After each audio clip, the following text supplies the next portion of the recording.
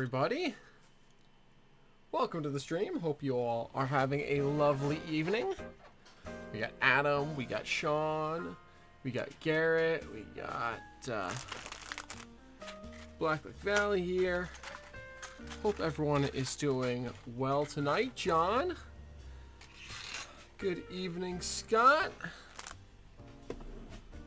Let's get this camera zoomed a little bit here.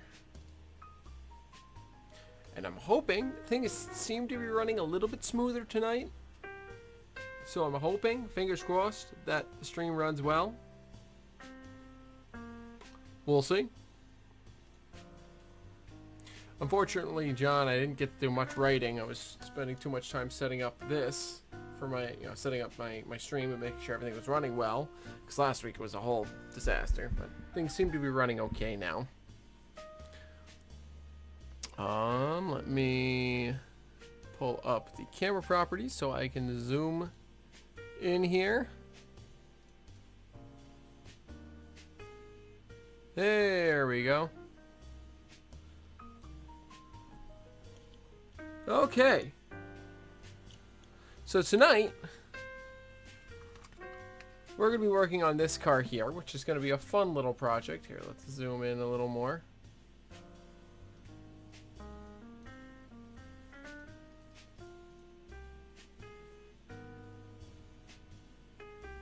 There we go. There is our project for tonight. So this is a car that I won last year at the in one of the, I think it was in one of the raffles or one of the giveaways or something. I can't recall exactly. It was one of those at Winterfest, which is the Northeast N-Track T-Tracks annual meetup convention thing that happens during the Springfield Train Show in West Springfield, Massachusetts. And that happens every year there. What? Mikey lost his eyes. Alright, well, good thing I have a bunch more eyeballs. I'll have to give his eyeballs back. How did that happen? Anyway. But yeah, so I won this car last year, and I thought what would be a really fun way to put it to use, because I would never run this on my layout, because I like my layout to be more realistic. And this is the Microtrains Magnamatic couple, root of the Magnamatic, the complete coupler system, Microtrains line. I flipped the video again. What video? Oh, my webcam video. How did that even happen?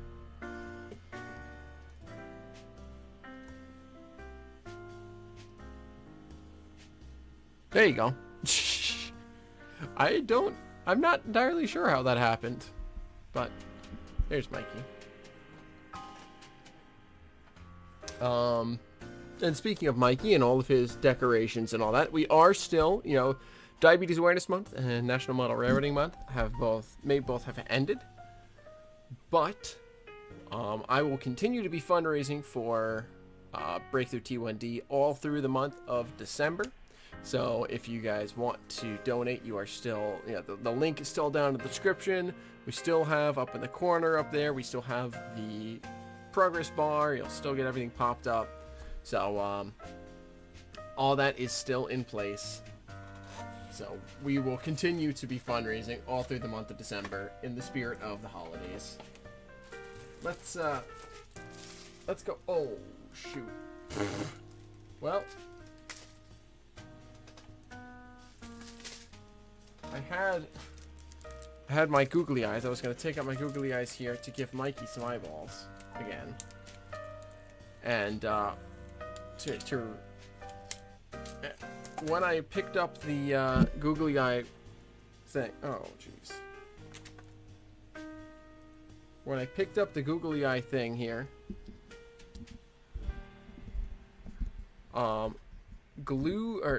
taped to the bottom of it. Oh, I guess it's not really tape, but there was tape on the bottom of it. And taped to that, connected to that tape was a open bottle of, an open bag of scenery dirt. So I now have dirt all over my table. And John, holy crap, man, thank you so much for $100 towards the goal. That means a ton to me. And to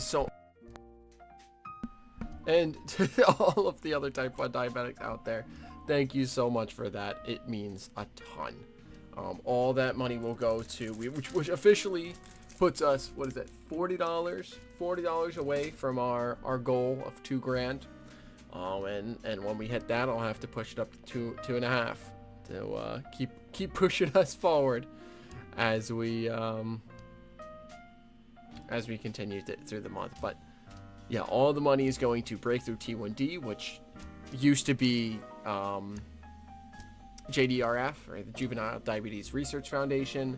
They fundraise for diabetes awareness campaigns and research into cures and therapies for type 1 diabetes. So all that money will go to a wonderful place, and I can't thank you enough for donating to the cause, John. It means a ton. Ray, good evening. Welcome in. I gotta figure out where I had Mikey's eyes. Maybe they're like here. Something like that. That looks about right. Give him his vision. There we go. Now he's back. But yeah, so tonight we're gonna be working on this. So like I was saying, I won this I think it was in the raffle last year at the Winterfest celebration, which is the Northeast N-Track T-Tracks annual convention meetup thing that happens concurrently with the big train show in West Springfield, Massachusetts in January. And every year, as part of Winterfest, they run rolling stock competitions, scenery competitions, stuff like that. And I thought, well, I'm never really going to run this on my layout because I like my layout to be a little more realistic. But I don't want to sell this off because it's a fun car. So what I thought I could do is turn it into a submission for one of the categories, because one of the categories they have every year is joke category. So my plan is to cut the door off of this boxcar, because it's a plug door boxcar. So I'm going to cut the door off, reaffix it so it's in the open position. And then inside, because it has the flooring and everything inside, if I can ever get it off of the shell again. Oh boy. Now we're in for it. I put it back on the shelf because I took it off. Scott with the 25. Thank you so much, Scott, for all that you've donated over the course of this campaign. It means so much. And with that, we've officially surpassed, we are officially 15 away. I'm doing math wrong. We are $15 away from completing our goal, which is so cool to be that close. There we go. So thank you all so much, but Scott, especially you, thank you so much for all you've donated, man. It means so much, and I cannot thank you enough. Anyways, back to the car. Like I was saying, it has the textured floor that most Microtrains cars have. So inside, I'm gonna get some, maybe the Albany. I think at the Albany Train Show, which is this upcoming weekend. If anyone's in the area, swing by. I'll be there for pretty much all day. I'm gonna try and be there for pretty much all of the day and enjoy myself. Probably run some trains on either the T-Track or the N-Track layout because I got friends at both. But I'll be there, so hope to see some of you folks there. It's a good show. But I'm gonna look there for some like worker figures, loading dock workers or something like that. And I'm gonna have some Microtrains coupler parts sitting inside the boxcar, being unloaded onto. I'm gonna probably build a little. I'll probably build like a 2x2 or 2x3 scene around it. Glue it down to some tracks and stuff, and have a little loading dock and have the guys unloading the microtrains coupler parts out of the microtrains coupler boxcar, because I think that would be super fun. So that's the goal with this. Paul with the 25 for real, putting us over our $2,000 goal. Paul, thank you so much, and thank you all, everybody who has donated over the last month for everything. $2,000 is something that is an amount that I never thought that I would ever see my community raise. You guys have blown me away with your generosity and your willingness to give, and I can't thank you all enough. I'm mind blown by how much you guys have been willing to give and hang out with me while I'm doing silly stuff during my 12-hour live stream and everything to promote this cause. You guys are truly, I couldn't ask for a better community. I really couldn't. So thank you all so much. And just because we're at 2,000 doesn't mean the giving has to stop, is all I'm saying. No, my view towards this whole thing was, you know, all the fundraising and everything is that we expect nothing. I expect nothing, and I'm so grateful and appreciative for everything. So I will bump the goal up after stream tonight up to 25, because I'm gonna keep it all the information up and in there through the end of December. But thank you is all I can say is thank you so much, everyone. Oh man.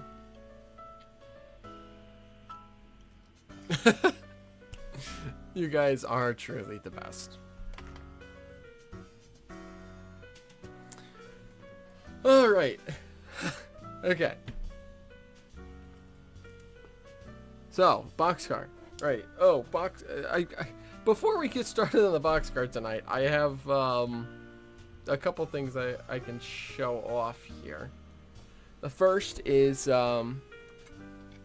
just real quick again, I'll pull up a couple of the things that my good friend Sam sent to me last week, because they are pretty sweet, and some of the folks who weren't here last week, I think would appreciate them. The first is this here. Berlin Mills boxcar. Paul, I know you will appreciate this one, and I might have to ask you for some good weathering reference photos. But this is 5277. I think this is a what's it called? Roundhouse kit, I believe, because it's got the metal floor. But it looks really nice. So I'm super excited to get that done. I got to replace the trucks, but because I think these are like not official microtrains trucks. I think these are like cheap off-brand ones. So I gotta look into swapping those out with the real deal. But I got that. I got pretty sweet Bag & Rustic modern reefer, which fits the era that I model much nicer than the red, white, and blue ones that I have, the 40-foot red, white, and blues. As iconic and as cool as those are, here, actually, let me turn the light down a little bit and bring it a little cooler. That way you can actually see the color. There we go. So one of these guys fits the era that I model a little better than the red, white, and blue 40-foots, which are as iconic and as fun as they are. They just don't, you know, they didn't live into the 70s or into the 70s and 80s. So this is much more era appropriate. You know, new 72 or yeah, built 62 with a rebuild date of 72. So another great addition to the collection. We got this Naugatuck Plastics. Big old plastic pellet 4-bay covered hopper. Which means that this might have to be, Paul, whenever you... whenever I have time and I start working on some Fremo stuff, might have to work out how to model Naugatuck Plastics, because plastics is definitely still to this day an industry that is pretty large in New England. So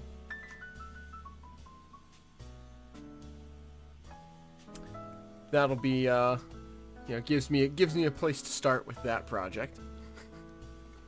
And then the last one that he sent, well, he sent me 3 others, but the last one for me that he sent is another Roundhouse kit, which is a Bath and Hammondsport. This is also a 5277? Yeah. A Bath and Hammondsport 5277. With the champagne root glass on the end, which is pretty sweet as well.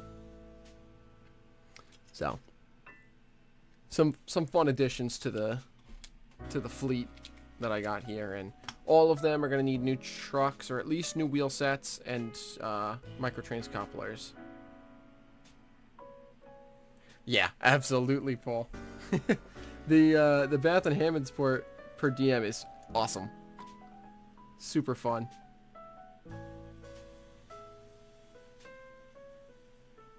So, four pretty awesome cars that I'm super thankful to Sam for sending my way, because they were stuff that he were either out of era for him or stuff that he didn't need or want anymore. But yeah, I wanted to show this off especially for you for the Berlin Mills one, because I know you are a big BMS fan.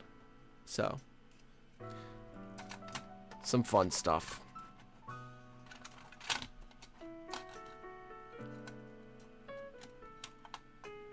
You were waiting on doing more of the Soylent N scale stuff until you finish up. Until you finish up the redesign and you're able to print decals in both HO and N. Nice. So that's one thing I can show off. The other thing I can show off is what came in this box here. This arrived Tuesday last week, or Wednesday last week. That's when it was. And in this box are 2 smaller boxes, but pretty big boxes for this table here, because these are not going to be on. You sure do, Garrett. These are not going to be on-stream projects, I think, because I want to focus. I want to be able to focus solely on them and not have to worry about, back and forth between chat and what's going on here. But these are Finger Lakes 202R and Finger Lakes 201R. There are peanuts in there. Yes, I was very tempted to show those off to Paul and get his live packing peanut reaction. But these are Garrett's Finger Lakes Railways cabooses, which he sent to me to get weathered. They're all your packing peanuts. So, Garrett was one of our weathering giveaway winners on the 12-hour live stream drawing. So I will be doing 201 for him as part of that, and 202 202 as well, because he wanted them to match, and he's gonna pay me for 202. But he sent me some good reference. But these cabooses are fantastic models. Garrett's done a beautiful job putting them together and getting all the details on there, and they have lighting and sound and all sorts of stuff. And if I had an HO scale test track set up here, I would fire one up for you, but I don't have that set up. Maybe I'll do Maybe I'll have to do a quick video with one of them before I send them back your way, Garrett. But I also would like to point out that this happened in the box. I didn't do this, Garrett. So I'm going to try and close the coupler box back up and put that brake wheel back on. But that's on 201R. The coupler and brake, or not brake, brake hose fell off in transit. So just wanted to say, you know, point that out that it wasn't me. I'll try and fix it up for you, Garrett. But these are super cool, and I'm really honored to be the one to weather these because Garrett's done a phenomenal job working on them, and it's super fun to be the one to kind of put the finishing touches on them, so to speak. Maybe I can fix some of his light bleed for him. Well, we'll see. I make no promises, Paul.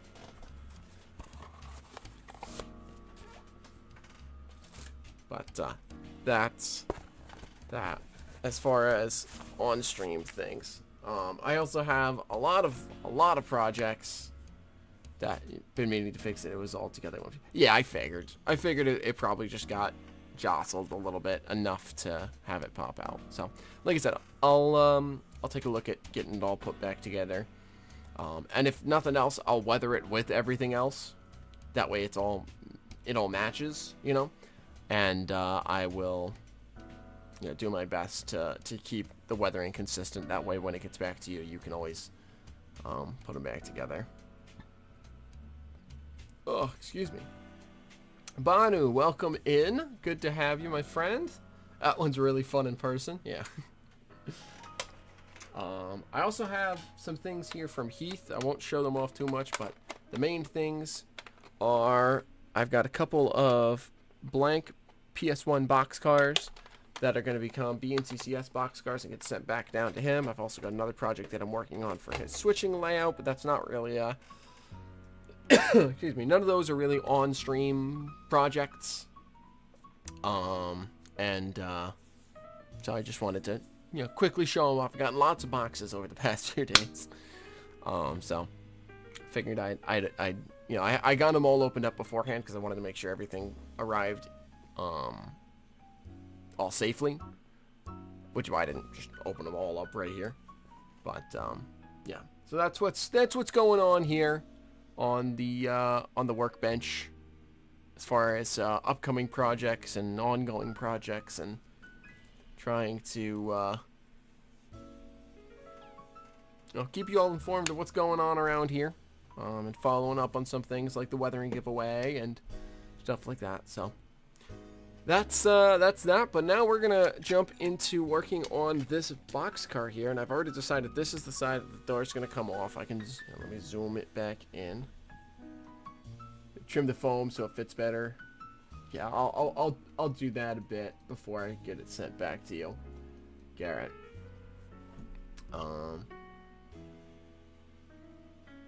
Fix most of the bleed on the plastic 202R and on Arca 22, 23, 24. Well, that's good. Yeah, of course, Garrett. like I said, I'm happy. I'm happy to have these and see these and be able to see them in person before, you know, at this point. So it's pretty fun. Too cheap of a shot, Paul says. No, Paul, he's trying to be better about his light bleed, but it'll never be your standard, but it's good enough. Yeah, that's I think where I'm gonna get to, Paul, on the Jeep 9R. So full I don't know, full disclosure, I suppose, there on that I don't expect perfection from me. I'm an N-scale guy.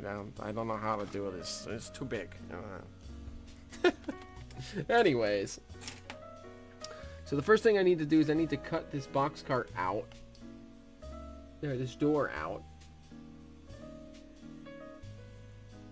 And I want to quickly pull up on my let me do it on my phone. That way I have easy access to it. I want to pull up, see if I can find pictures of open door, plug door boxcars.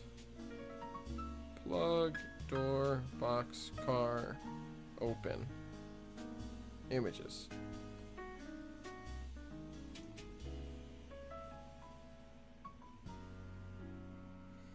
So I'm trying to see if there's any of this stuff on the bottom that I should save, and or I should try and shave off and recreate using styrene off to the side where the boxcar goes. Because I honestly don't really know. I really don't know what open plug doors look like other than normal boxcar doors. I never really paid attention to. I've never really paid attention to how plug doors operate relative to regular doors. So, got to see if I can find some reference for what everything is. And I'm also not. I'm not worried as much about this as I would be for some of the other projects, because again, it's gonna be for fun.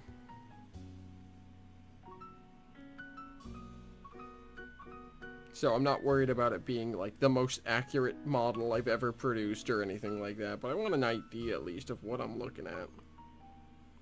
Wow, is there really no, there's like no pictures online of open plug door boxcars. It like doesn't exist.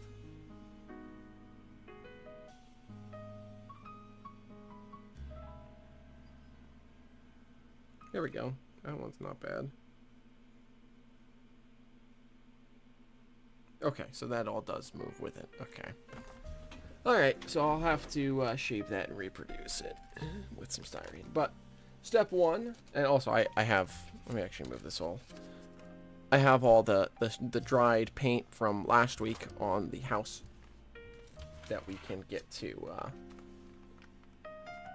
if this finishes up before we hit 11, or if I'm not quite ready to wrap the stream yet.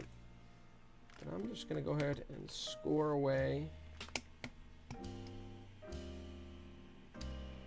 around the door here.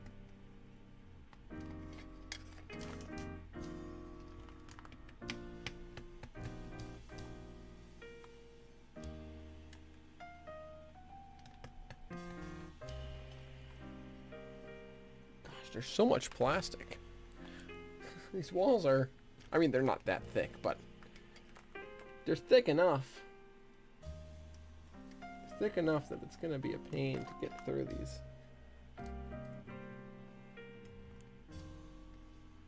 It's going to take a lot of passes. I also should get something to support the walls of the boxcars I'm cutting here. That way it doesn't bend quite so much. Is this thin enough? Not quite.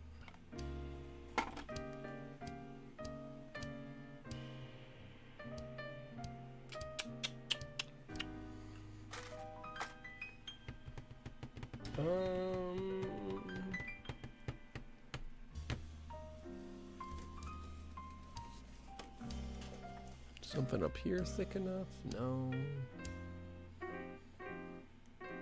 I don't know, man. I might just have to make do. Well, actually, is this?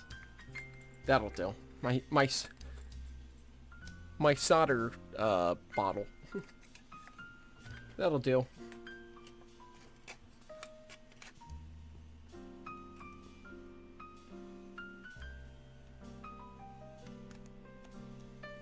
Let me do actually like this. That way I can see a little better what I'm doing.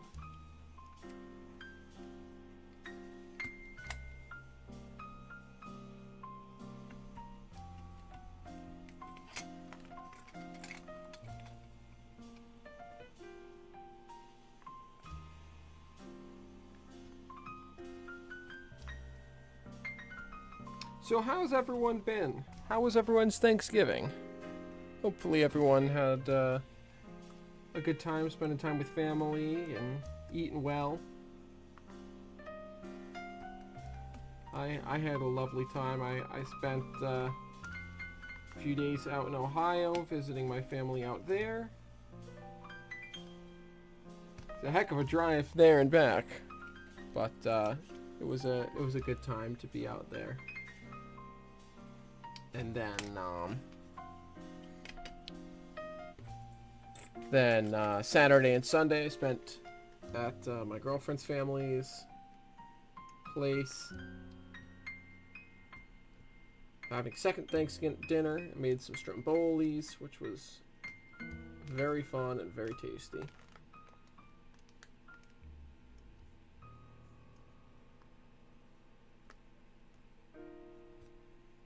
Played a lot of games, watched my girlfriend's sister's boyfriend had never seen the Star Wars movies, so we watched the original trilogy, which was fun.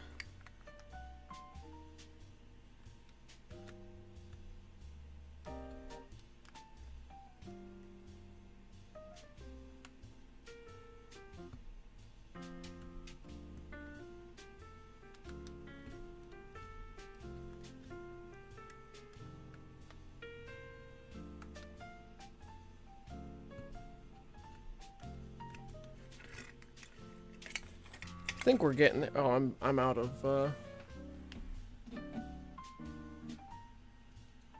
There we go, out of frame. Hey, second Thanksgiving dinner that could not be beat. Absolutely. Of course, we listened to Arlo Guthrie's Alice's Restaurant, because you can't go through Thanksgiving without listening to Alice's Restaurant. It's a requirement. But that was good. And the locust has not been bad. 15 coats of black on the cabooses to try and block it out, but still definitely there.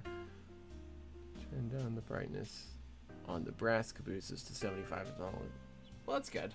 We found a workaround for it. I'm gonna get. Where did my box of gloves go?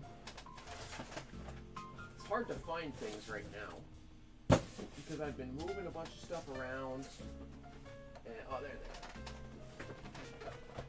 I've been moving a bunch of stuff around and packing a bunch of things up in boxes because I'm getting ready to make the move over to my grandmother's house. Picked out some paint colors today, so I'll go over sometime this weekend, get the room painted, and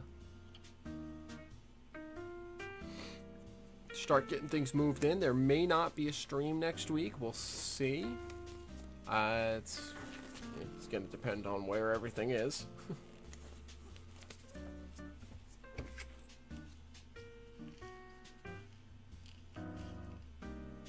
But I think I should be able to still stream. But we'll see. Like I said, it's going to depend on where everything is as far as all my desk and everything. If I've started the move, then it might be a little hard to stream next week, but I'm gonna give it a shot.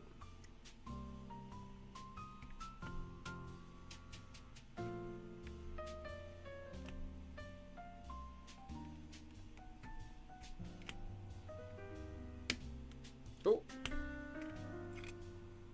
am I through? Or did I just break off the tip?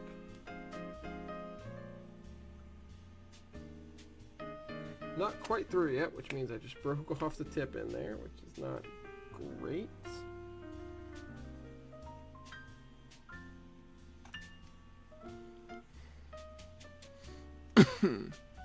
Two, you think you're gonna do speaker holes on the brass 201 and 202. You need to find where the Dakotas are first. Yeah, that probably a good idea to not drill holes through the speaker or the decoder. That you might have some problems with that if you give that a try. So I would probably recommend doing not that. Yeah. Oh boy. Am I still off? There. Now I'm on camera.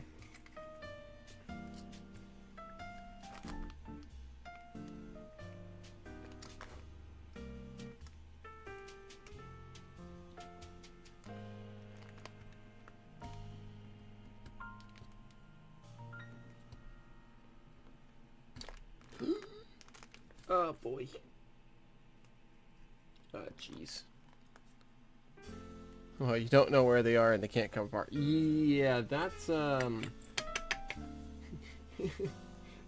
walk into the doctor's office. Yeah, could I get an x-ray?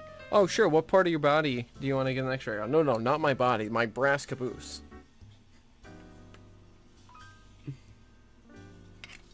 Yeah, that's going to be quite the challenge, I would imagine.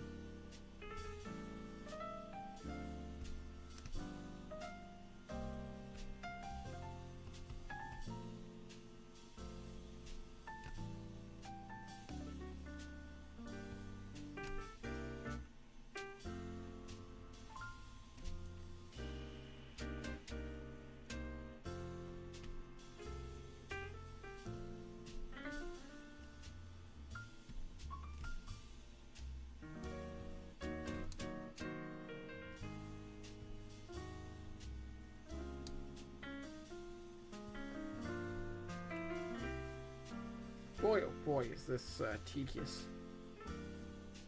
I thought this was going to be a lot easier than this. It is turning out to be. It's turning out to be quite the hack job here. Second Thanksgiving dinner the same as second breakfast. No, no, it's actually better because not only is it second meal, but it's Thanksgiving meal again, which is already tasty.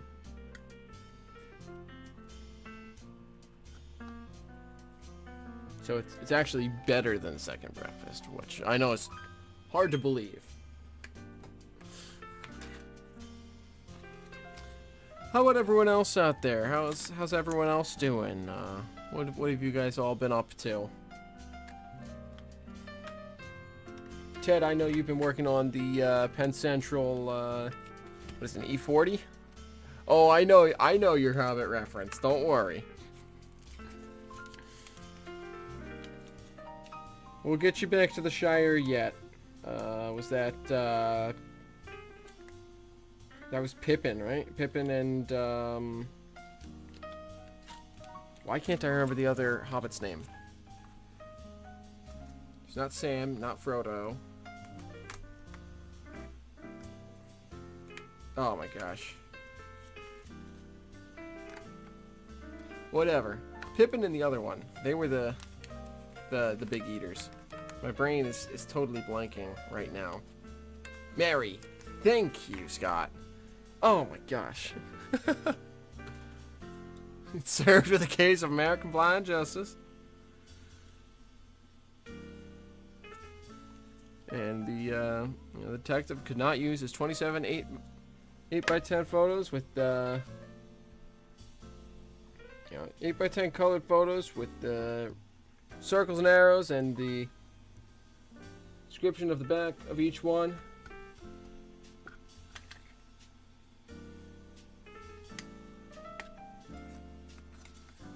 Well, it was given away by the seeing eye dog, Paul.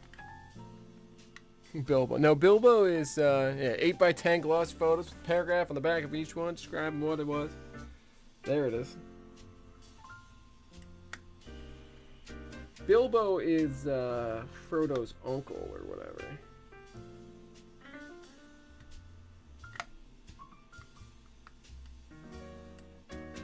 Bilbo's, what is his 11th birthday is what is where the whole saga of the Hobbit of the Lord of the Rings begins.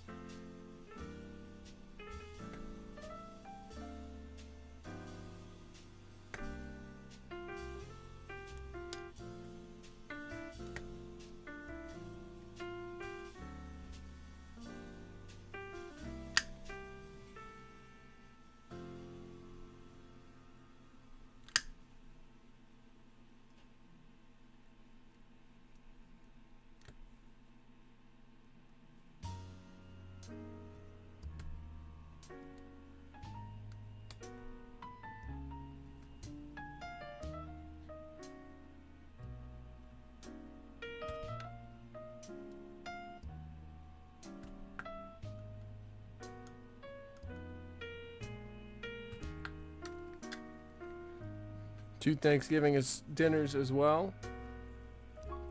Wednesday night at your sister-in-law's, and Thanksgiving Day at your daughter's. Wonderful. Paul, you got some nerve asking me that, Paul. I mean, I'm sitting here. I'm sitting here on the bench. Oh man, what a tale.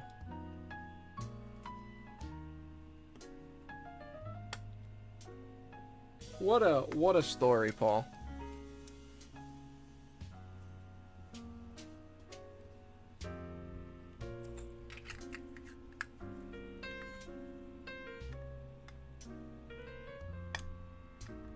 I keep moving this thing towards me.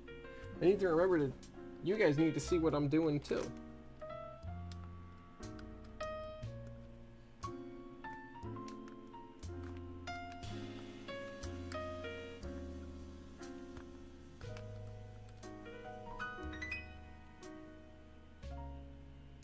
You're done with turkey till next year, Ted. Well, luckily for you, you've only got a month to wait for that, then.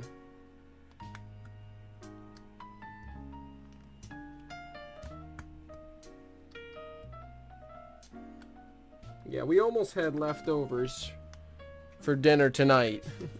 And we said, yeah, it's too much turkey. So we had fish instead.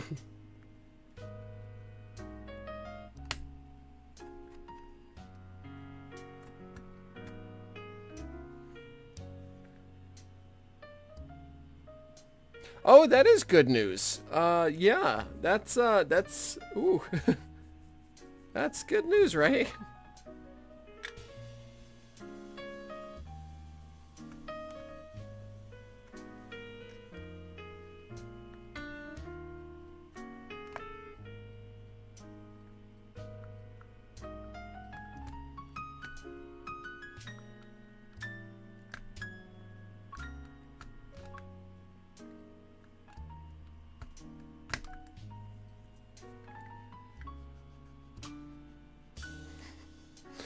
Glad you give me that check.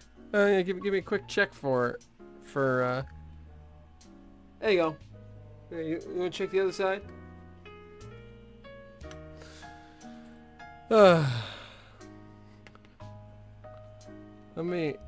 Let's do like this, and then maybe you can see not just my hair.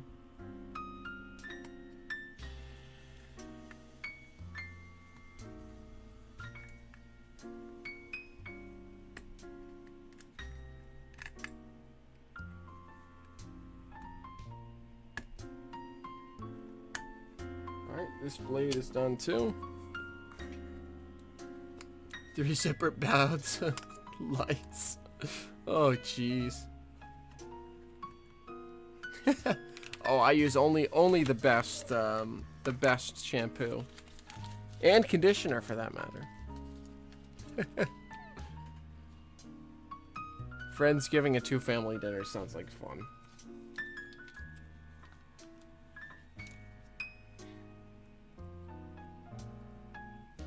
Yeah, I'm glad that I picked up this 100-pack of X-Acto blades. That's it's really serving me well.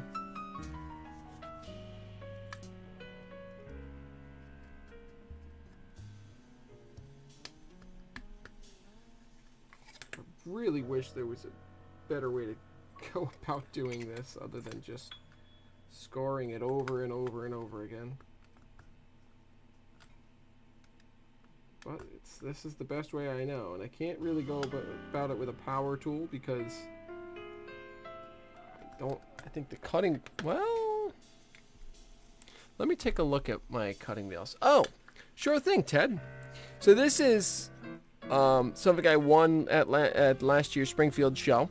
This is a Magnamatic coupler, one of the micro trains, fun run. Boxcars. I won this at Springfield last year as part of the what's it called? Winterfest, which is the Northeast N-Track and T-Tracks annual little mini convention that they run concurrently with the train show. And I figure I'm never really going to run this car on my layout, because I like to keep my layout, even if I run fictional stuff and freelance stuff, I like to keep it within the realm of plausibility. And this is, you know, advertising a model railroad coupler is a little too far for me. But it's perfect for entering as a fun car, a joke car, into the annual Winterfest contest. Because in addition to running the T-Track modules and everything, Northeast N-Track, T-Track, you know, with their Winterfest, they do the competition, and one of the what's it called? Categories is funny or joke or whatever. So I'm gonna cut the door. I'm trying to cut the door, the plug door, off of this boxcar, affix it in the open position, and then I'm gonna, on the boxcar, you know, inside the boxcar, I'm gonna have some guys unloading microtrains coupler parts. So that's what's going on here. I got to pick up at the Albany train show. I'm going to pick up some, you know, like loading dock workers or something like that. And then I'm going to build a little like 2x3 scene or something like that. Glue everything down, build a little loading dock along the side, and they're going to be unloading microtrain, you know, magnetic coupler parts, because I think that's pretty fun. So that's what's going on here. That's why I'm chopping away at this door. I'm trying to get it off of the car so I can glue it back on in the open position. And it's, you know, it's a plug door, so it's not as easy as just sliding it over like on the you know, standard door boxcars.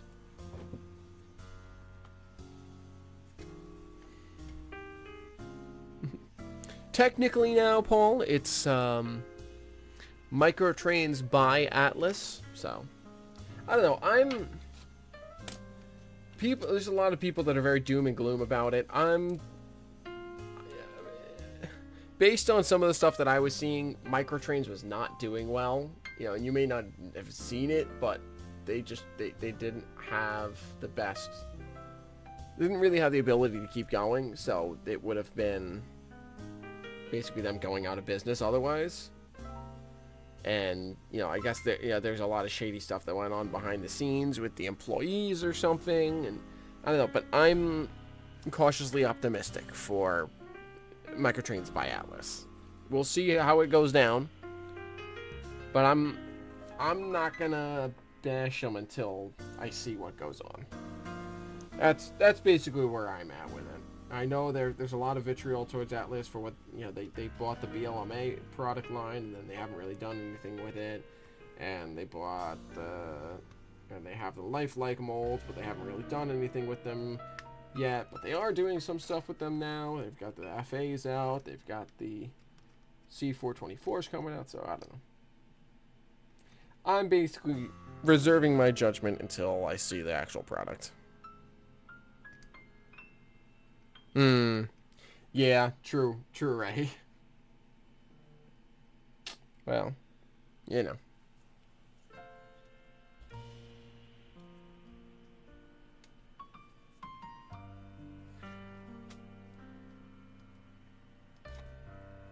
I'm just hoping that things turn out okay for the product, because, you know, I know of the employee you're talking about, and I don't have any personal stories with the employees you're talking about, but I know of them, and I know of some pieces of what you've seen, but we'll see. Yeah, exactly, Garrett. But the thing with BLMA, from what I understand, the guy who started BLMA was basically, he was done with it. He was just going to close up shop and just kind of offered Atlas them, and Atlas didn't really expect it. They just kind of took it on. So they weren't really planning they weren't really planning on taking that over, so they didn't really have a plan to keep the product lines going. And they've done some stuff with some of it, but it wasn't really something that they were expecting to take on. It kind of happened suddenly, and it was like, well, at least it still exists, sort of a thing. And parts has always been Atlas's Achilles heel. At least in my experience. Trying to get parts out of Atlas is a nightmare. So, it's unfortunate with what happened to BLMOA. So, I don't know. Yep, exactly, Ray. It's, you gotta have some sort of plan. 2 of them, lots of heard them talk. Yeah, I know. I know. I haven't heard them talk because I listen to podcasts that I enjoy. So,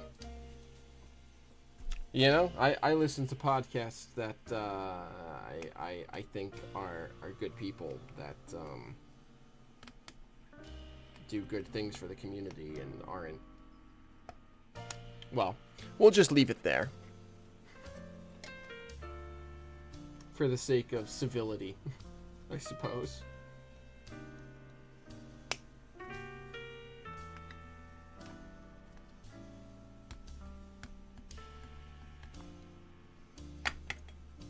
Yeah, I plead the fifth.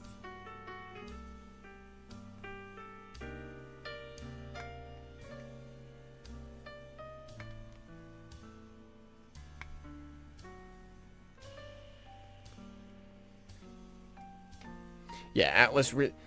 I don't understand what Atlas's problem is with. Like, I understand somewhat them not having. I don't know. Whatever. Atlas's problem with parts is something that baffles me, because it's like a lot of the times you'll call them and they have the parts, but it's just not listed on their website, and it's enough. Yeah, enough said. Exactly, Ray. I enjoy the podcasts that I enjoy for the reasons that I enjoy them, and I don't listen to the others because, well, I just don't, and that'll be that.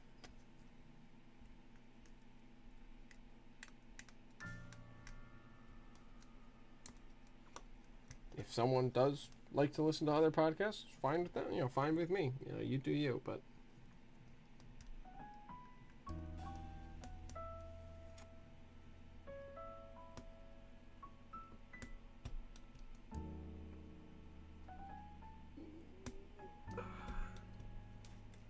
you got to be getting close here. I've been carving away at this thing for, what has it been? 30 minutes, something like that.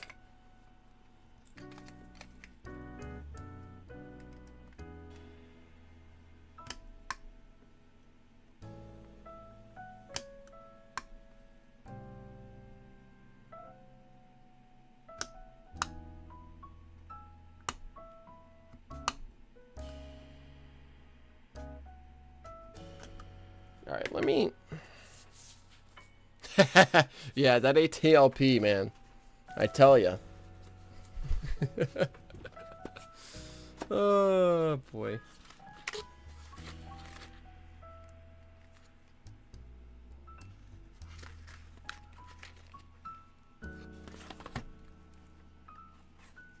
Where are my cutting wheels? For my Dremel, because I thought I didn't want to use them because of the curve of the cutting wheel. But I'm gonna take a look at it. Oh jeez. Yeah, that's an interesting perspective for a company to have, I guess. Come on. I thought the cutting wheels were in here.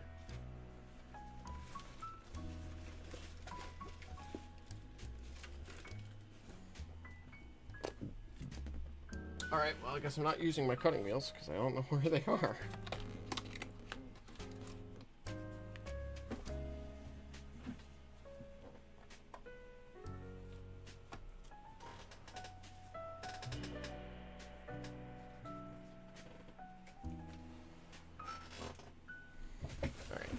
let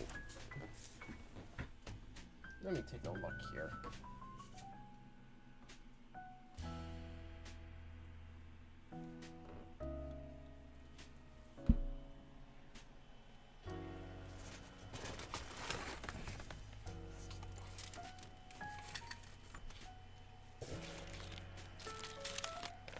So I could have swore I put the cutting wheels in here.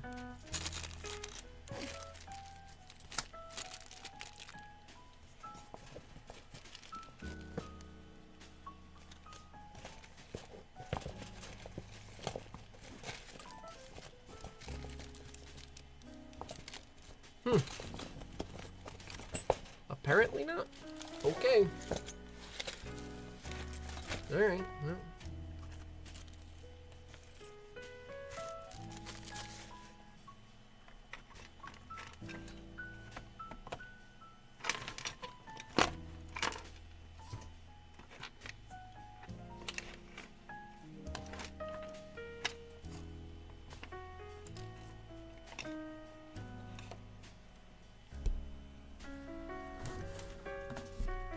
Yeah, I don't know. They just they never. I mean, I guess maybe it's just that you have to go directly to them, and you can't just go through their website. But I think what it is, I've just gotten spoiled by Kato's service department, because for them it's like just about any part you could just go on their website and order it. So maybe I'm just spoiled by that. But.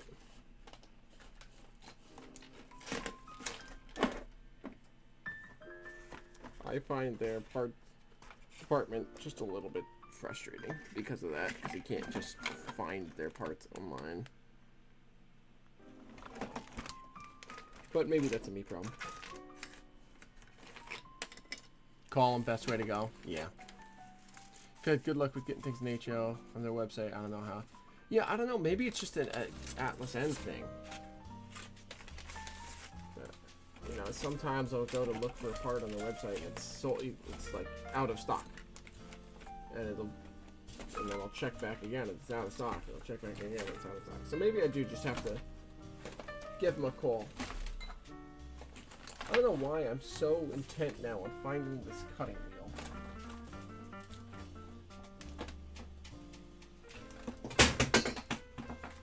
Oh boy, now I've done it. Knocked something over.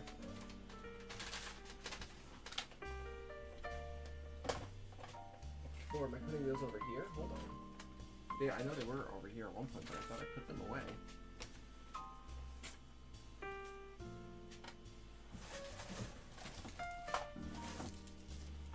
Oh! I found them! Well, that's good. Alright, let me go pull together. And actually, the kerf on these does not look too bad. Yeah. I think I can get away with using these instead. It'll make things go a little easier.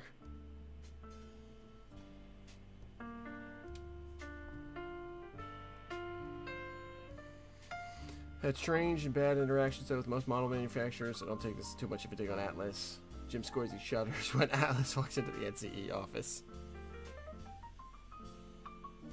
What junk did you buy off eBay now? Oh boy. Alright, which box did I put my Dremel tool in? That's always a fun game to play.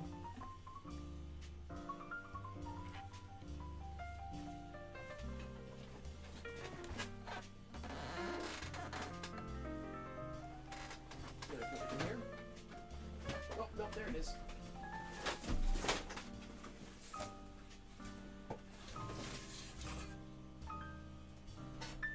Got it. All right. Let's pack all this stuff up again. All my styrene sheet, put that back into its drawers. All of this stuff. There we go. Get a nice clean working space again. Let's move my DCCBX box. Plug the Dremel tool in. Good, we're up and running.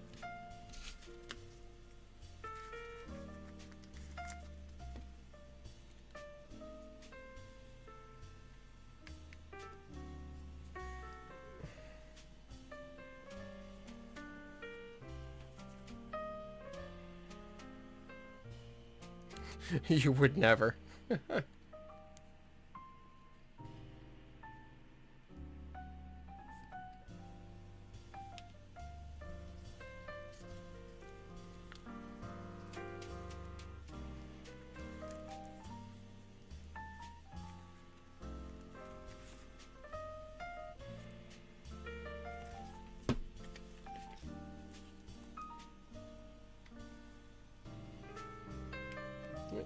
Cut open the pocket. Pull out the cutting wheel.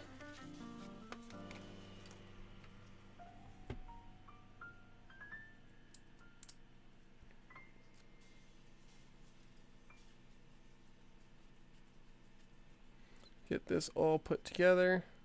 Ooh, reciprocating. Oh, don't worry, Ted. I will turn the speed to its minimum setting and go very carefully. A reciprocating X-Acto tool would be very interesting. Yeah. Alright, turn the speed way down to 1.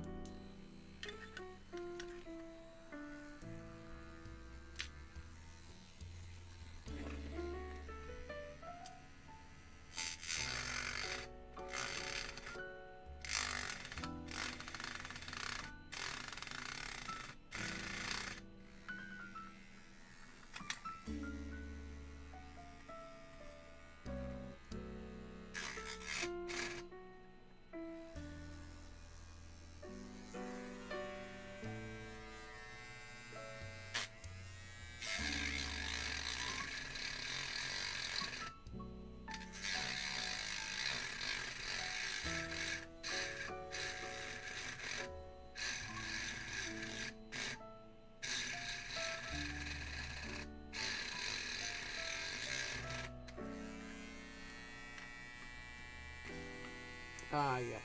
Yeah, that's kind of what I was worried about. The curve is definitely way too big.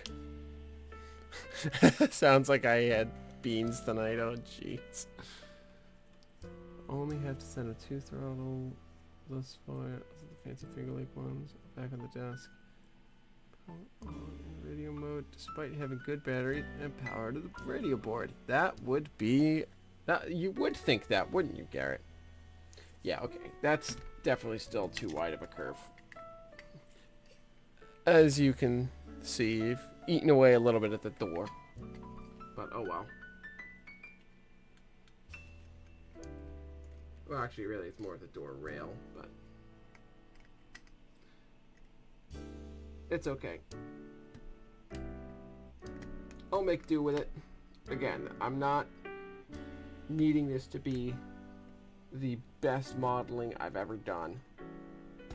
This is just for fun.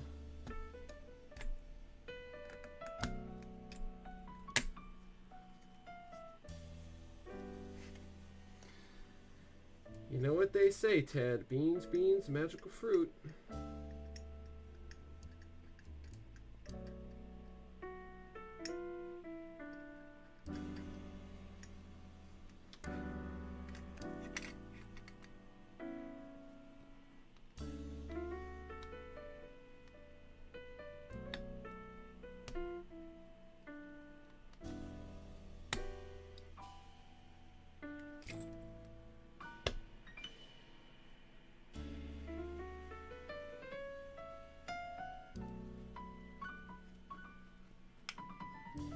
Good news is, cover with the loading dock platform.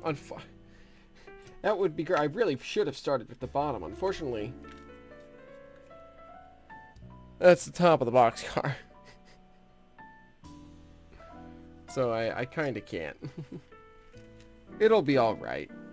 Luckily, it was more so the door rail than the door itself that took a beating. So I can kind of hide that a little bit.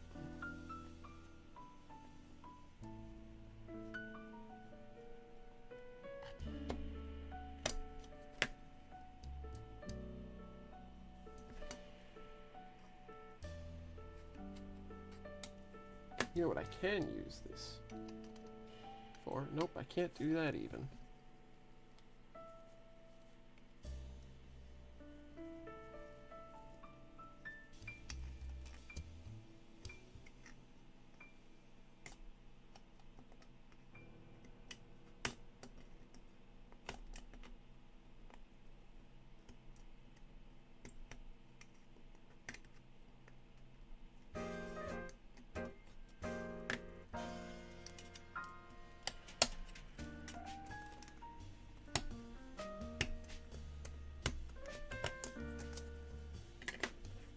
Sorry, I'm just quickly clearing out. They've got the guides in here for the 40-foot boxcars that do have the sliding doors. I'm just knocking those out real quick.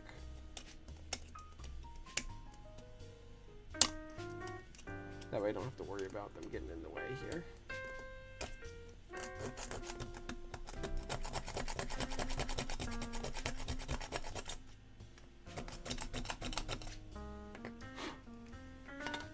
There we go. So now I should, now that I've got it started, I should, in theory, be able to just kind of saw my way across the top here.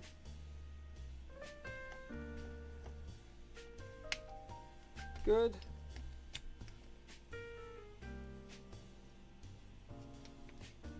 Right, so the top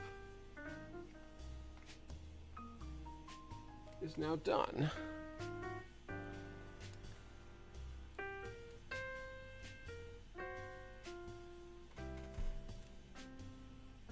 Cutting minis off supports missing some parts. Oh, geez, I'm sorry to hear that, Garrett. Some makes a sawtooth X-Acto, so if you get it to the point where you at least had a hole large enough, that could make it work. Maybe Tamiya makes it. I don't know. Yeah, that does sound interesting. What I should do, actually, I think those are over here. I got too much stuff on my desk right now. Well, always, but also right now. What I really should be doing is I should use my chisel blade.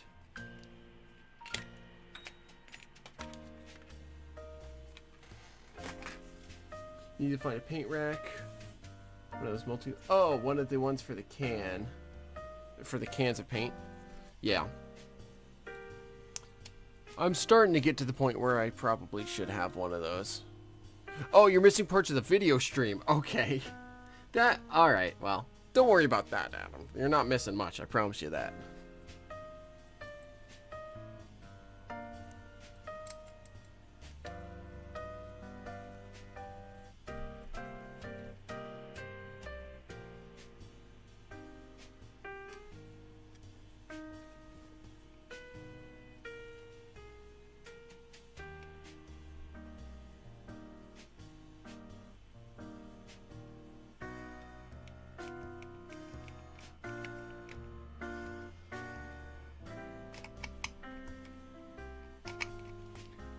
I need to clear it out a little more. I need to get a spot punched through here. And then once it's punched through, then I can, once I'm punched through, then I can, go in with the chisel and kind of work my way down on the one side. So I'll try and just meet where it's done at the top up here. Yeah, I'm starting to get to the point. I gotta figure out, Paul, maybe you can point me in the right direction if I need a good Cornell red for this RS11 that's gonna be happening.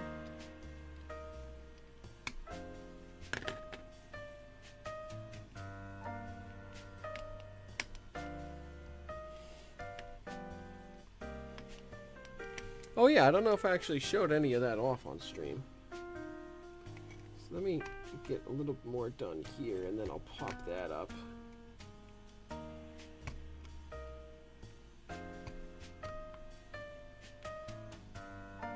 Because I don't remember if I showed that off on stream last week. I really don't recall. I don't think I did.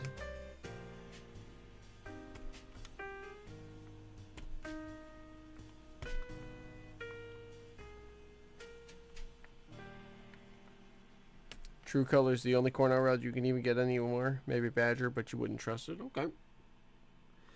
True Color it is.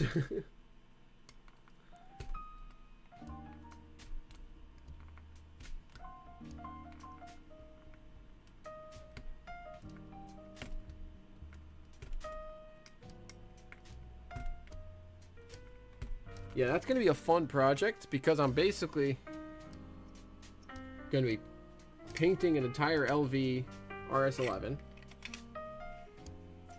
and then unpainting it. Well, not quite unpainting it, but oh geez, there we go. You guys, you gotta yell at me when I'm not working on camera.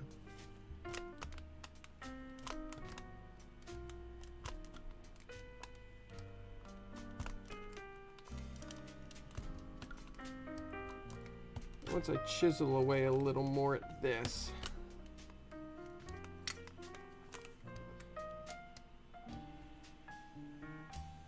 I'll pull up my RS-11 plan. Because the story on the railroad is basically 1979, Conrail's going through their Alco purge, and they're looking to offload their RS-11s. So the BNCCS picked up 5 ex-Lehigh Valley, ex-Conrail RS-11s off of them. Just the high hoods. We didn't get any of the low hoods, just because there's no low hood models available in N-Scale, and I don't really feel like trying to kit bash one. Although, who knows? Maybe I will at some point. But certainly the 2 that I have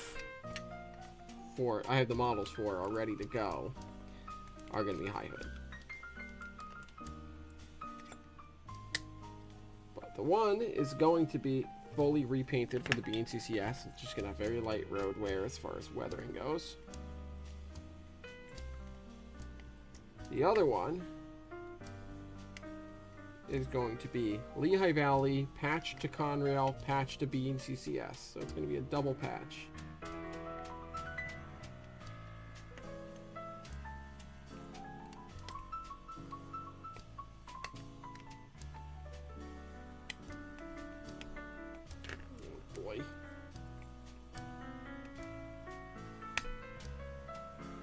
Go.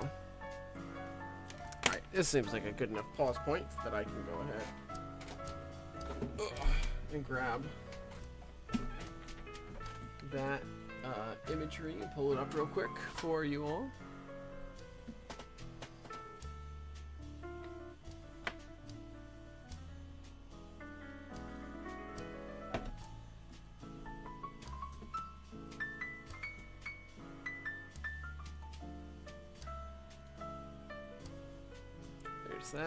That's okay. I'll open up a file here.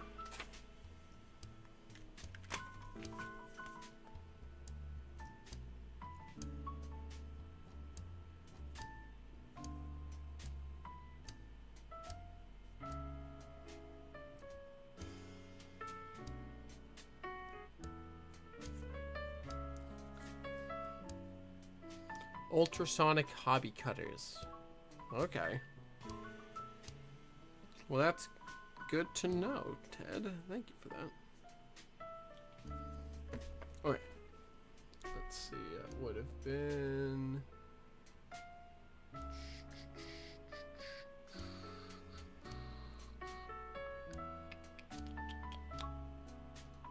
Let's see.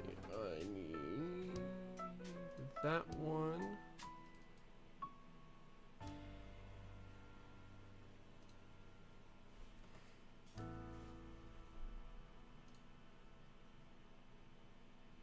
And then I'll pull up the photo of what I'm going to do. Which would be in here.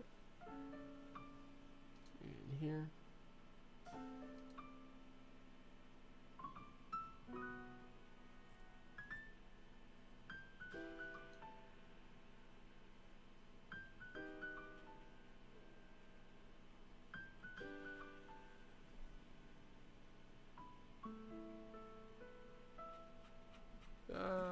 Where's the reference photo I was using?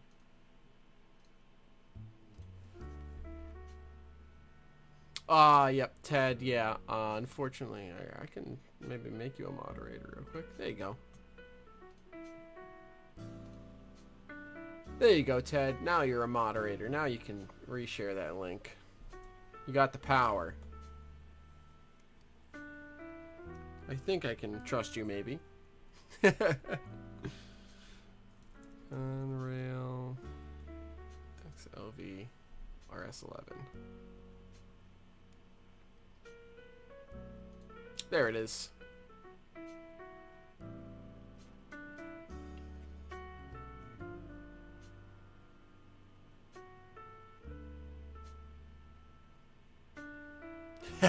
Who would do that, Paul? Who would do that? That's what a silly thing to do.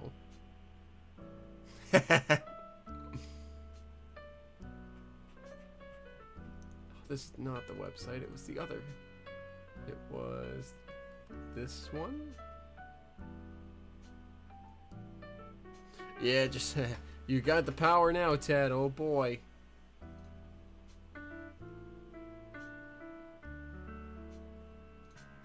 There we go. It was this website that I was using.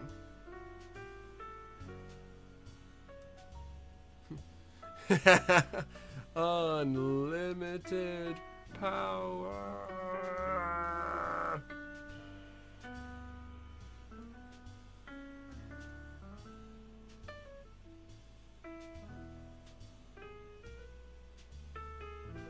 Uh-oh. Did I lose the... Oh, man.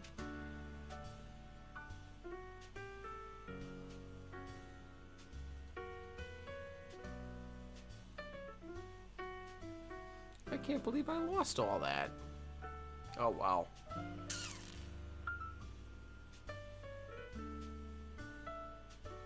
Well, I've got it all on here anyway.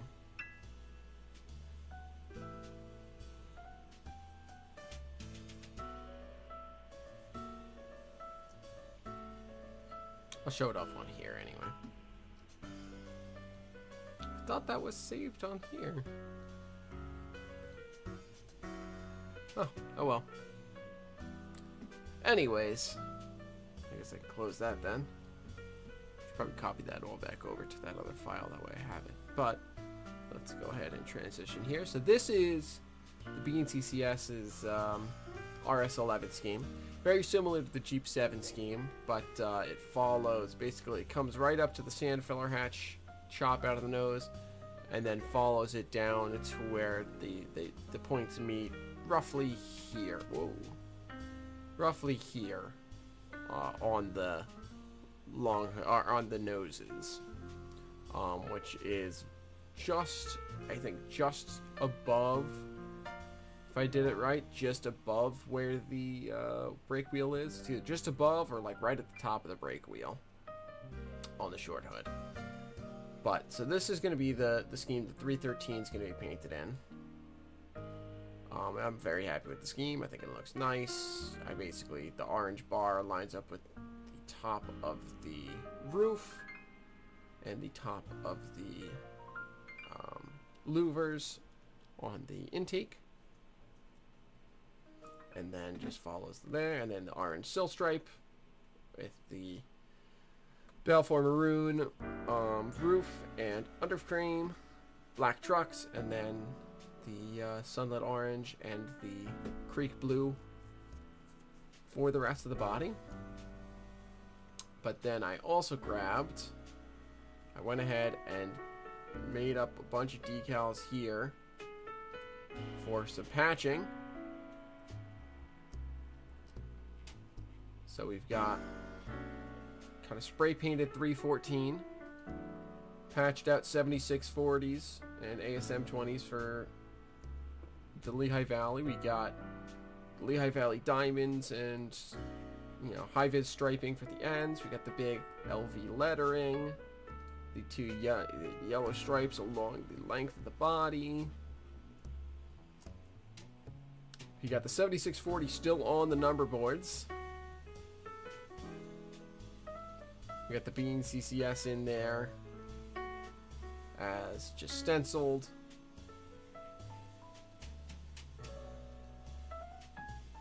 So that is all to recreate 7640, which is, where did the photo go? This one. This was the one I was using as kind of my reference. This is basically what we're going to be recreating. So it's got the Conrail, you know, CR stenciled on there. And you've got the Lehigh Valley fighting back over through the patches. So I'm going to try and recreate that, and I think that'll be fun to try and replicate. And then we've got the yellow line coming across right at the top of the battery boxes and things. And then the Conrail, instead of the flag in the center of the diamond, it's just infilled with Cornell red, and then the Conrail stencil. So we're gonna basically take this, and then we're gonna cross out the 7640.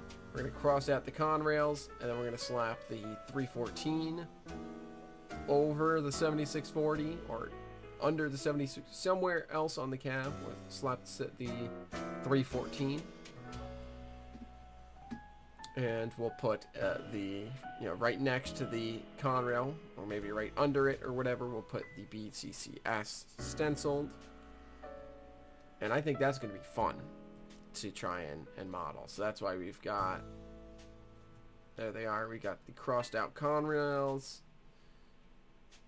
We've got the stenciled BCCSs, we got the stenciled 314s, the crossed out 7640s, and the blank diamonds, along with these are stripes for the pilots, which I think I did the math on right, but we're gonna find out when they get here, I guess. So this is gonna be fun, and this is all part of a big decal order that I put in. So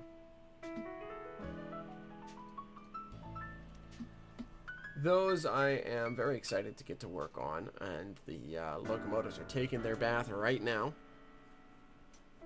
to get their paint stripped off, and oh goodness, excuse me. Yeah, they're gonna get their paint stripped off. That way they can start painting. It'll be like the CSX Pan Ams that now have CSX re-stenciled. Yep. Yeah, some of those are the Dash 8s, right? I think. Well, maybe not just the Dash 8s, but I know of the Dash. I'm very familiar with the Dash 8s. I've seen lots of photos of the Dash 8s. So that's what my brain immediately goes. Yeah.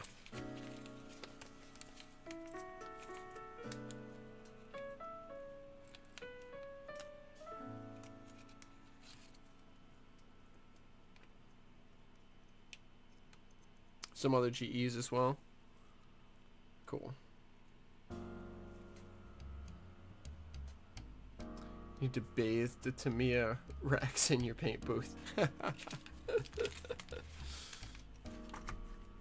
Sounds good, Garrett. Thanks so much for hanging out tonight. It's always good to have you here. Always good to hang out. And hope you have a wonderful rest of your evening. See you around.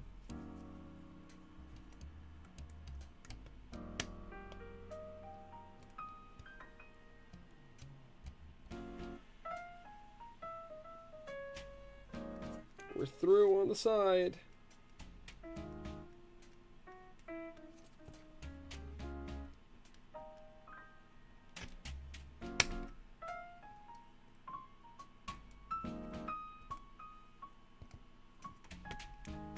So once I get a hole big enough, I can start using my chisel blade.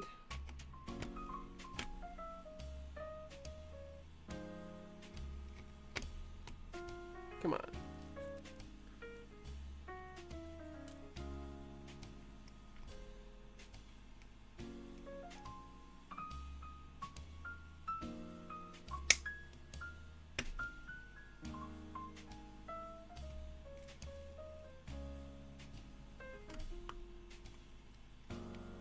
Come on.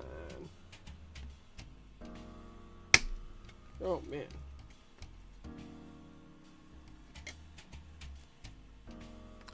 Let's try swapping over to the chisel blade here.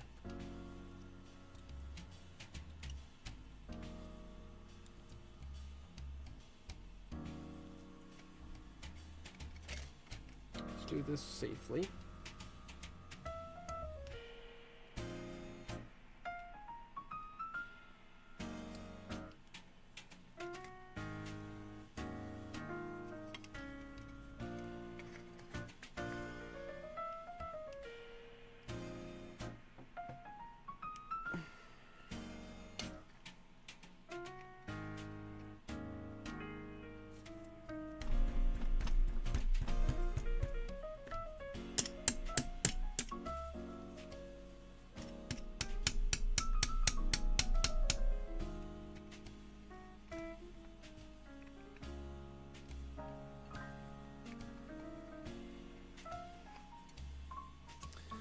Sounds good, Ted. See you around. Have a great rest of your night, man.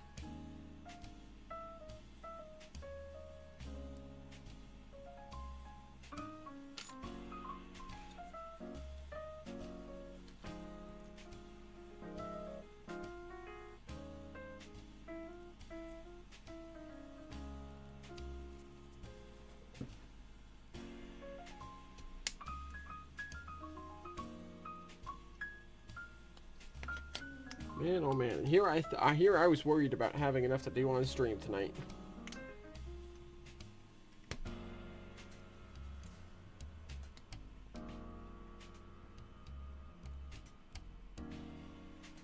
You just never...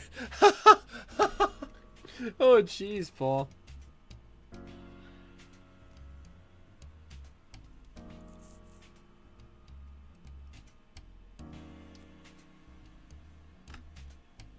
Yeah, you gotta click that big red button that says stop streaming. Well, it's not red, it's blue, but you know. You know the one.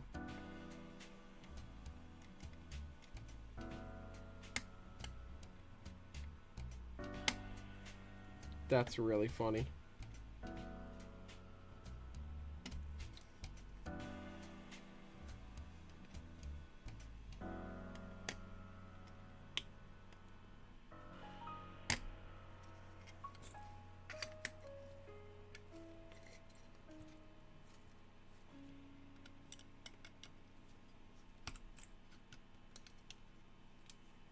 Let's get a new blade.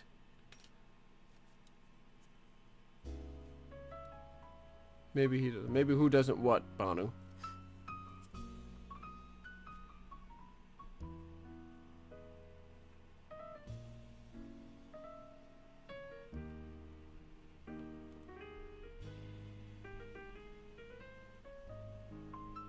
Oh, I know. Maybe he doesn't know what button. Okay. Got it. Yeah. Yeah, maybe not. Who knows? I got there. I got there. Took me some time, but I got there. Jeez, man. My brain is clearly not firing on all cylinders tonight.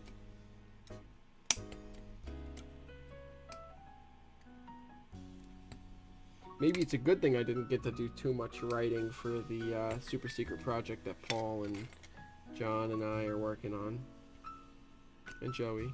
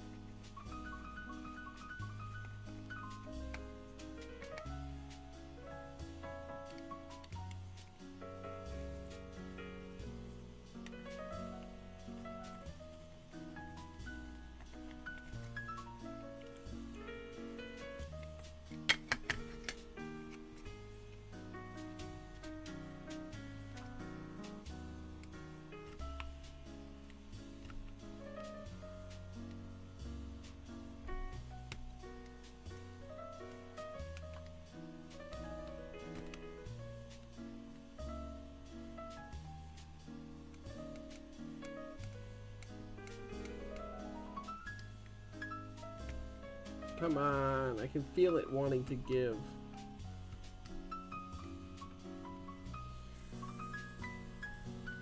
Ah.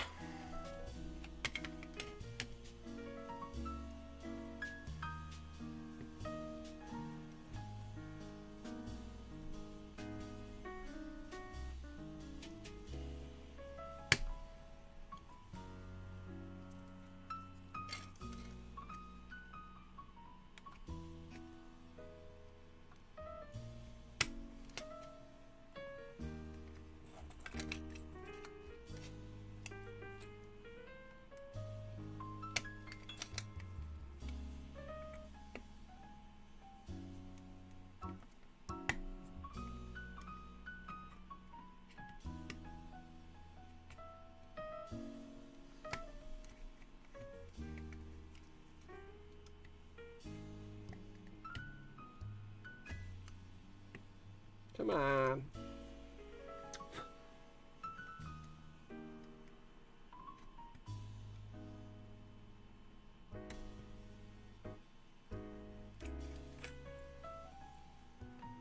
It's gotta be right there, man.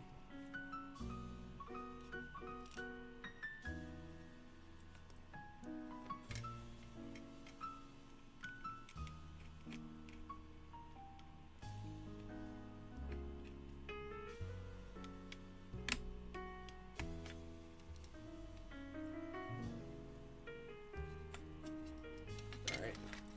Let's try and cut down the other side. Easy killer, don't want to call 911. Yeah. Don't worry, I'm being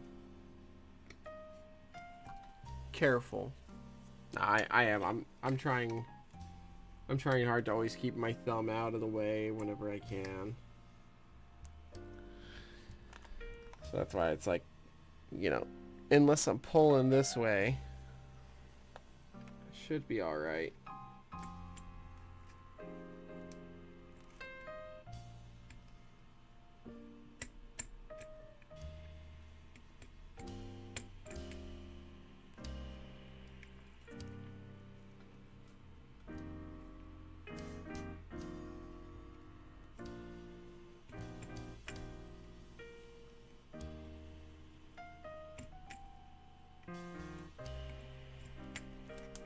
And here I thought I was gonna have to start building that house on stream tonight.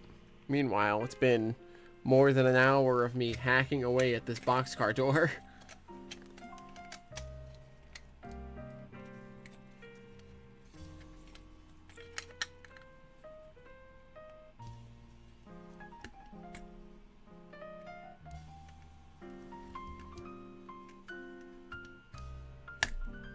Jeez, don't do that. Ugh.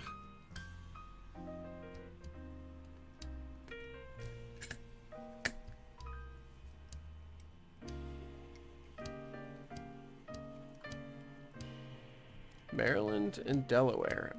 Ooh. I was gonna ask where that is, and then I realized that was a silly question.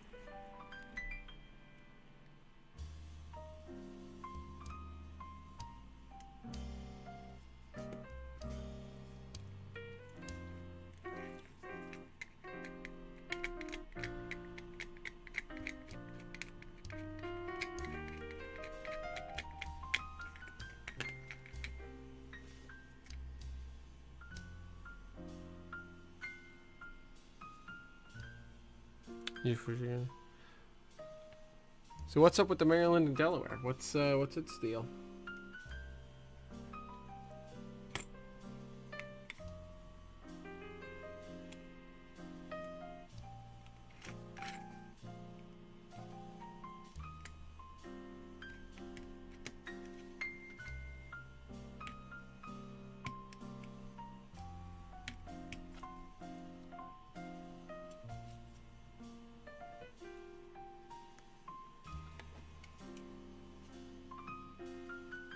Recently succumbed to the candy corn gods. Oh, jeez. The roster's SW900, SW8M, 3 RS3Ms, a Jeep 10, and the CF7. Oh, man. Now that's a roster. That's a freelance roster if I've ever heard one. I swear, short lines are out here freelancing, but for real.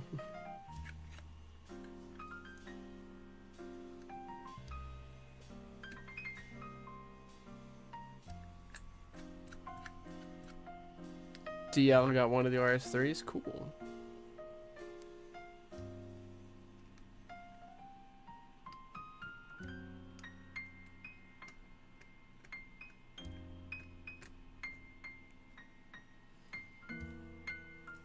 SW900's gorgeous. I'll have to look that up.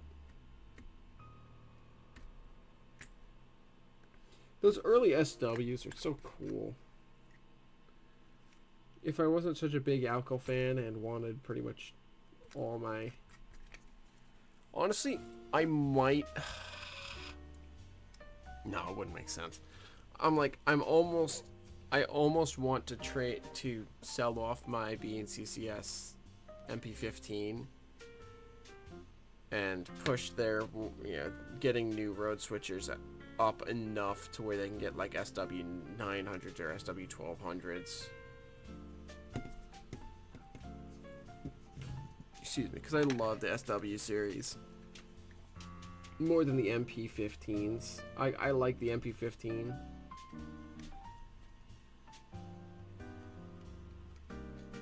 But I much prefer the SWs.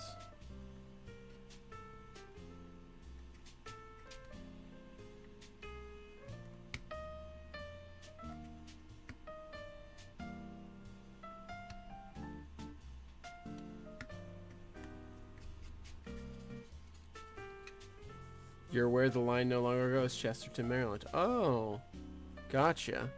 SW900 got me second guessing the plans to have it as yeah, it's like SW's the only thing strong enough to make me second guess my decision to go Alcos pretty much up through almost the end of the era that I model.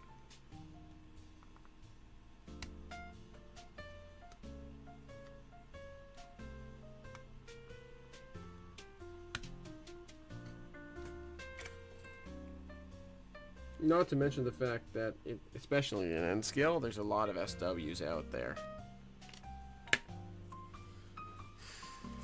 Alright, new blade. While I'm switching in the new blade, let me quickly pull up this unit here, because this sounds great. What is it? Maryland, Delaware.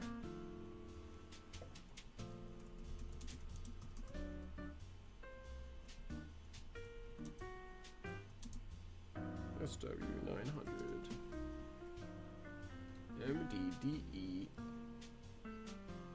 Oh, it's the Conrail Express. Oh man, I've seen so many pictures of this. I love it.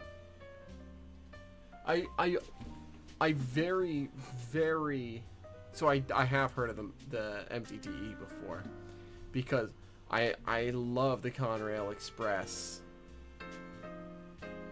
logo. When I first saw that, I was like, oh, that's so cool. I very nearly, like, there have been several times where I'm like, this makes no sense for anything of what I'm modeling. It has nothing to do with anything.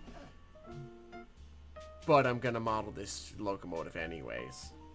I've come so close to just getting a life like SW900 and doing it. No, yeah, it would have to be a custom job. But Lifelike made a run of very nice SW900s.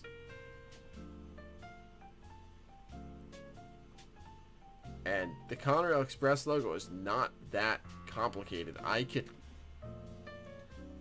draw that up. I can sketch that out in Illustrator.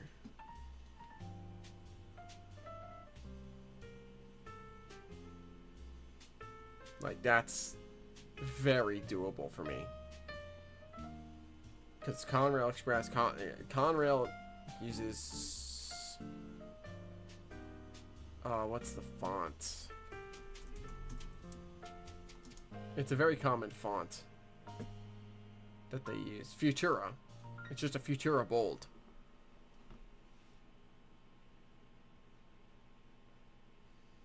So for the CONAIL and then EXP ESS, that's easy. And then the RR for the R's, those are all line work. That's super easy. And then it's just a big white stripe around the unit. That's easy.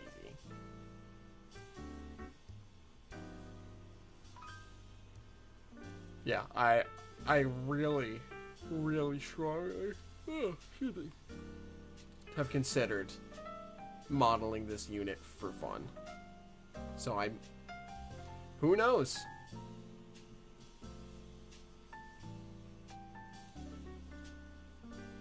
Oh boy. What kind of scheming are you gonna clue me in on now, Paul?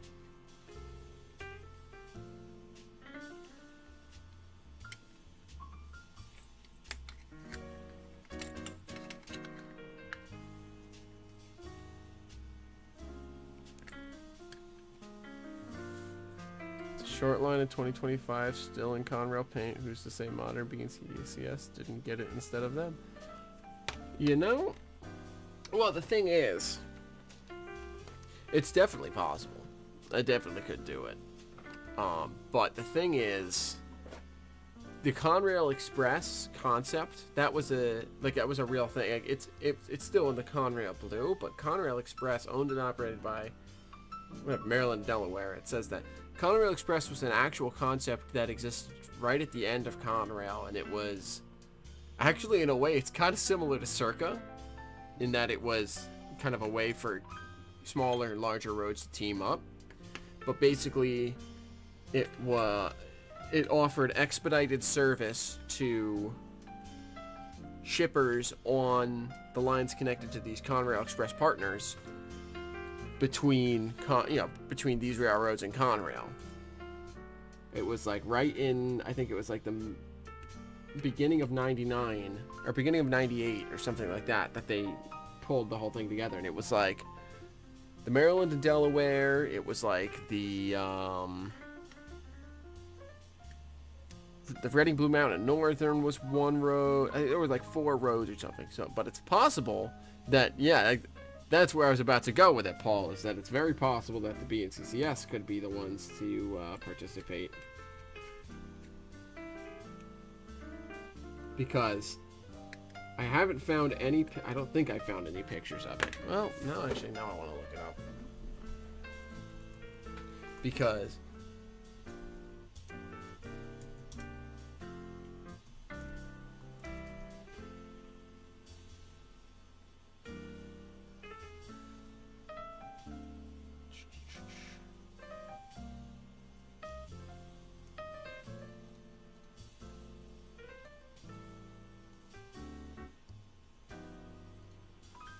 can't find these links are. This Boxcar door is never gonna cut out. You got that right.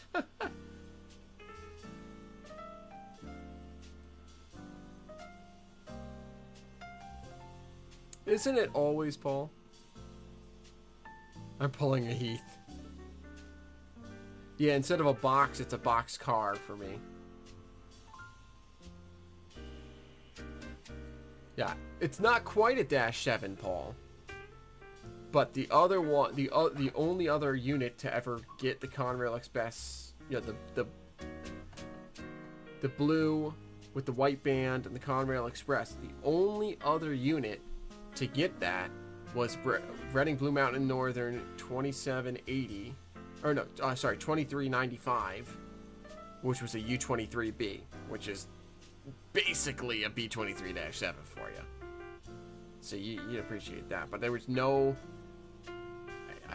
I've never been able to find any photos of that unit, because it was painted and then like a month later it was wrecked. So it's Atlas made a model of the Reading Blue Mountain Northern 2395. Here, let me pull it up for you. Bam. That's what it would look like on like one of my units. Like one of my big road units. I think that would be pretty sweet. Because I think that looks... I like the big white band around the nose. I think it looks great. It's definitely something for me to consider for my modern day BNCCS. So... I don't know. Now I have some decisions to make. The Jeep 9 is definitely getting the scheme I developed for it. But maybe the Century. Maybe if I ever get the Century going.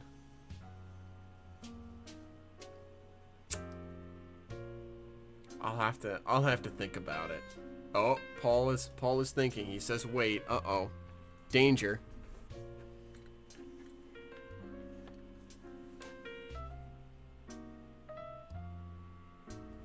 Uh-oh.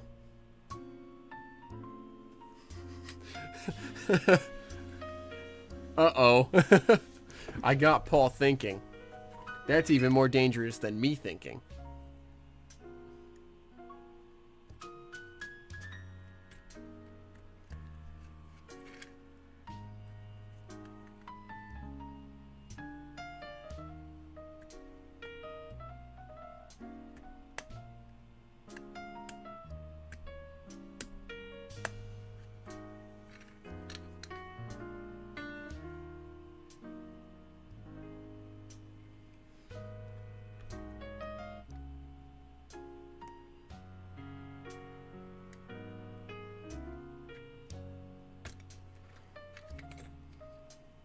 You happen to know where you can get your hands on a fully on-deck B-23 shell. Oh boy.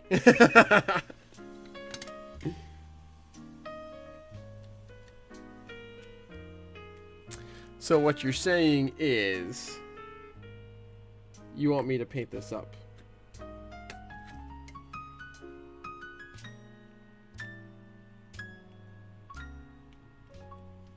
So then the question would be, Paul. Oh no.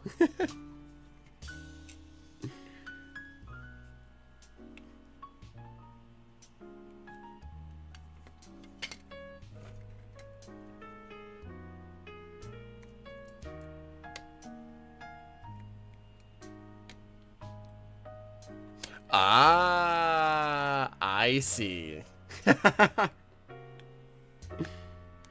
John's got two. Yeah, but John, I think you want to keep those for you.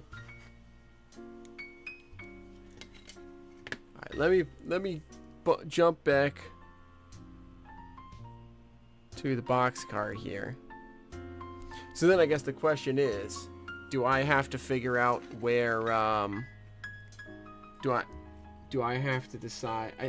What it comes down to then is I have to decide, does the modern day B and CCS have U-23Bs, B-23-7s?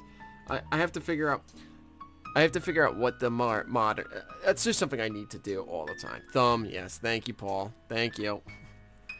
I have to do for a lot of things. I have to just sit down with my roster and bring it up to 05.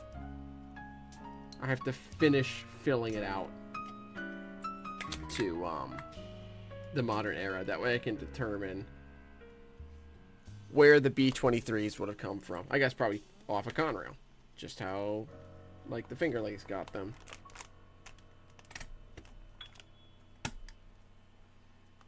But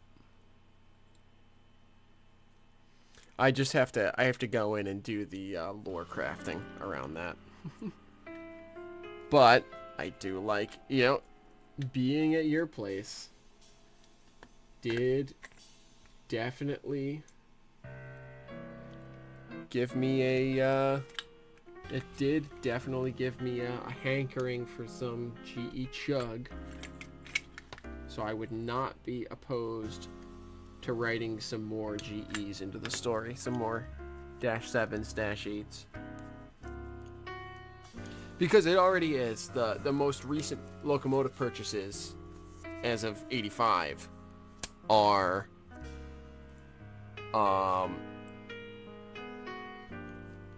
think it was the B30-7s, then the 240-2s, then the -2s obviously got sold off, and then the B40-8s. So leaning in a very GE direction, even though those are the first GEs on the railroad,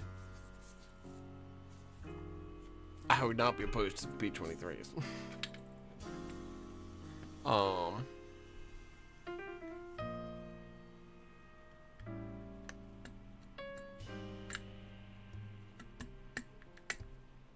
I just have to do some figuring. But if I can find a way to make B-23s work, I like B23s. I like Dash 7s.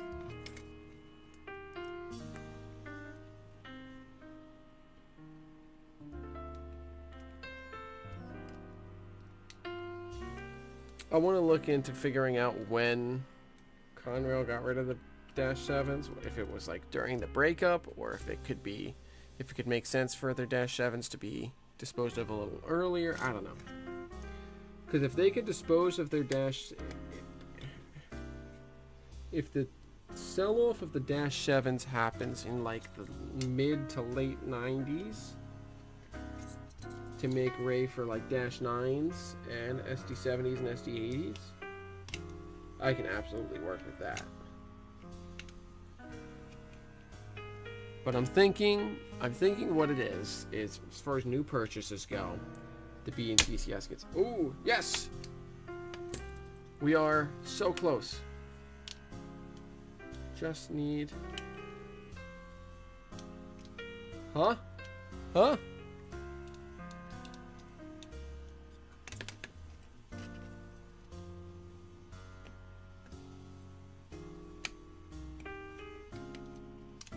Yes! Success! Haha! Now it just, everything needs to get cleaned up. I gotta glue that. I gotta do a little bit of filling with the putty and stuff, but success! So now this is going to go right there. And I'm gonna have to sand. I'm gonna have to file down the back. I'm gonna have to cut it in, like in half as far as thickness goes.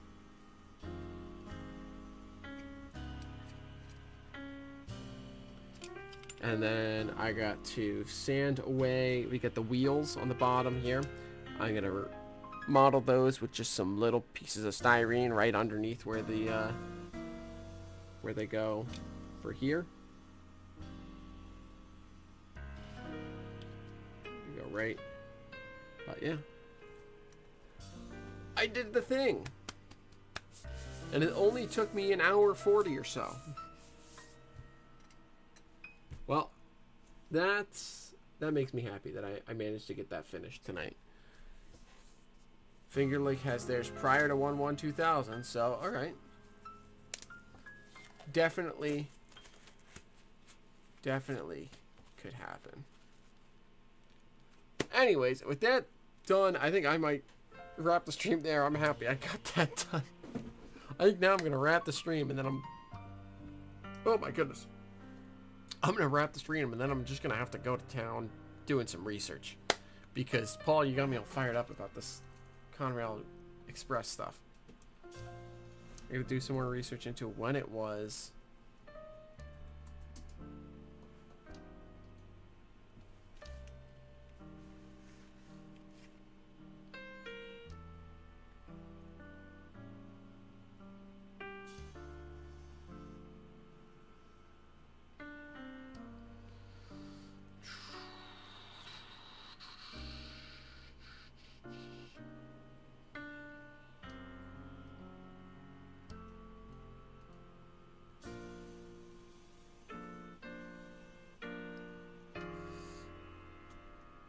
There we go.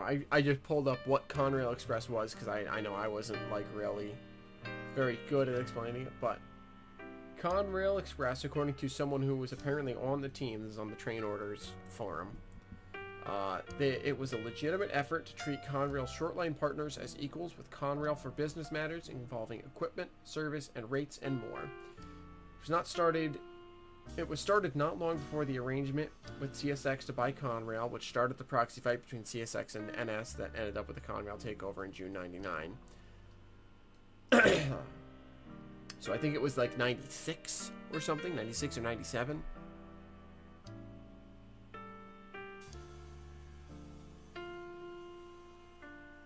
But it was a very real effort by Conrail to treat shortline and regional partners as equals. The list of all the railroads that were part of Conrail Express, or at least the list that's here of ones that were planning on becoming part of Conrail Express before the proxy battle took place, is actually quite extensive, which is fun. You got the Maryland and Delaware, which, you know, we've been talking about, the Indiana Southern, the Grand Rapids Eastern, the Mid-Michigan, NECR, for you out there, Ray. The New England Central was on board to participate. The Depew, Lancaster, and Northern, which might be more likely the Depew, Lancaster, and Western, the DLW. The Youngstown and Austintown, the Warren Trumbull Railroad, the Ohio and Pennsylvania, Camp Chase Industrial, the North Shore, the Union County Industrial, the Shamokin Valley, the Nittany and Bald Eagle, the Allegheny Valley, Southwest PA, there's the RBM&N, Connecticut Southern. A pretty extensive list of some of the most famous short lines, which is pretty sweet. But yeah, that's Rick has stories about running DLW. Out goes down the Conrail main thanks to their Conrail partnership. That was Conrail Express, baby.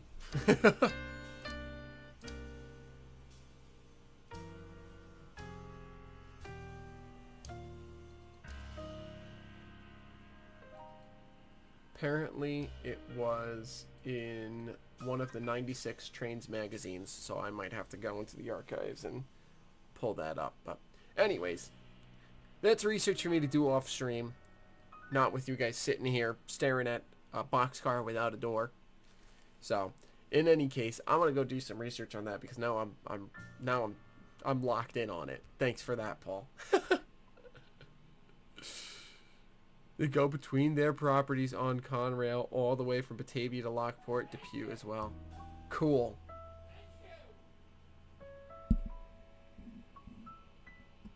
So cool. Anyways, thank you guys so much for tuning in tonight. We succeeded in cutting the door off of a boxcar, which is a phenomenal task, and I'm so proud of us for getting that done. But in all seriousness, I am proud of us for reaching $2,000 raised. Thank you again so much for that. So much for tuning in. It means a ton to me that you guys just hang out with me. Paul, yes, you do indeed, as usual, continue to be my poor influence. And I'm sure Banu will have a lot of fun doing that this weekend at the Albany show for me as well. And then I'll be, you know, in even more trouble. But in any case, thanks you guys so much for tuning in. I hope you all had a wonderful night, and I will see you all on the next track.